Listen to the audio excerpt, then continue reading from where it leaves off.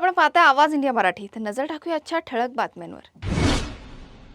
राज्यभरात सकाळपासून एटीएस कडून छापेमारी सुरू आहे. पाकिस्तानी गँगस्टर शहजाद भट्टी गँग आणि डोगर गँगशी संबंधित महाराष्ट्र एटीएसने मोठी कारवाई केली. आज सकाळी 8 वाजल्यापासून मुंबई, पुणे, नालासोपारा, मीरा रोड, नागपूर, अकोला, नांदेड, नाशिक आणि जळगाव येथे एटीएसची धाड सुरू आहे. महाराष्ट्रातील गँगस्टर नेटवर्क मोडीत काढण्यासाठी ही मोठी धडक कारवाई केली जात आहे. पश्चिम बंगाल विधानसभा निवडणुकीच्या निकालानंतर तृणमूल काँग्रेसला आणि ममता बॅनर्जींना सर्वोच्च न्यायालयाकडून एक महत्त्वाचा दिलासा मिळालाय.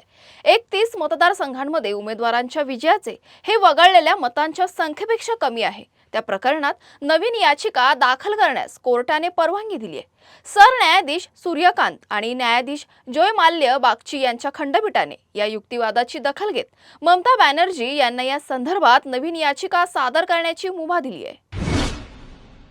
पंतप्रधान नरेंद्र मोदी यांनी इंधन बचतीबाबत केलेल्या आवाहनानंतर उपमुख्यमंत्री एकनाथ शिंदे ॲक्शन मोडमध्ये आलेत. उपमुख्यमंत्री एकनाथ शिंदे आजपासून इलेक्ट्रिक वाहनातून प्रवास करणार असल्याचं कळतंय. तर शिंदे यांनी त्यांच्या ताफ्यामधील वाहनं देखील कमी करण्याचा निर्णय घेतलाय. जातीय शिवीगाळ प्रकरणामध्ये अनुसूचित जाती जमाती अत्याचार प्रतिबंधक कायद्याची नेमकी मर्यादा काय आहे यावर सर्वोच्च न्यायालयाने नुकत्याच दिलेल्या एका निर्णयातून महत्त्वपूर्ण भाष्य केले.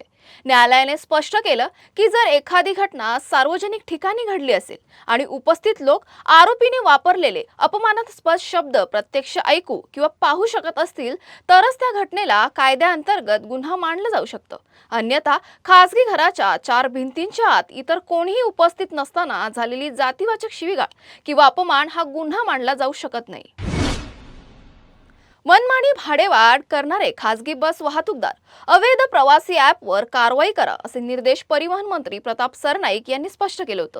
या संदर्भात तक्रारींचं निराकरण करण्यासाठी तसेच दीर्घकालीन उपाययोजना सुचवण्यासाठी सहपरिवहन आयुक्त आणि सुराज्य अभियानातील 3 प्रतिनिधींचा समावेश असलेली विशेष समिती गठीत करण्याचे महत्त्वपूर्ण निर्देश त्यांनी मंत्रालयात आयोजित बैठकीत दिलेत.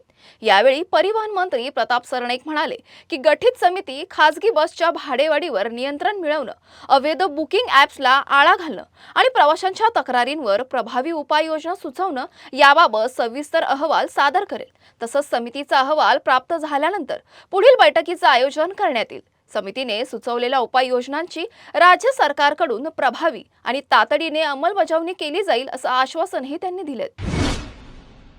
2008 मध्ये कल्याण रेल्वे स्थानकावर परप्रांतीयांना मारहाण प्रकरणी मनसेचे अध्यक्ष राज ठाकरे आज ठाणे जिल्हा न्यायालयात हजर झाले होते. यावेळी राज ठाकरे यांचा जबाब नोंदवण्यात आला. परप्रांतीयांना मारहाण प्रकरणामध्ये राज ठाकरेंवर गुन्हा दाखल करण्यात आला होता. या प्रकरणी तब्बल 18 वर्षांपासून सुनावणी सुरू आहे. आज राज ठाकरे ठाणे कोर्टात हजर झाले होते. दरम्यान आज न्यायालयामध्ये राज ठाकरेंनी सगळे आरोप हे खोटे असल्याचं न्यायमूर्तींना सांगितलं आहे.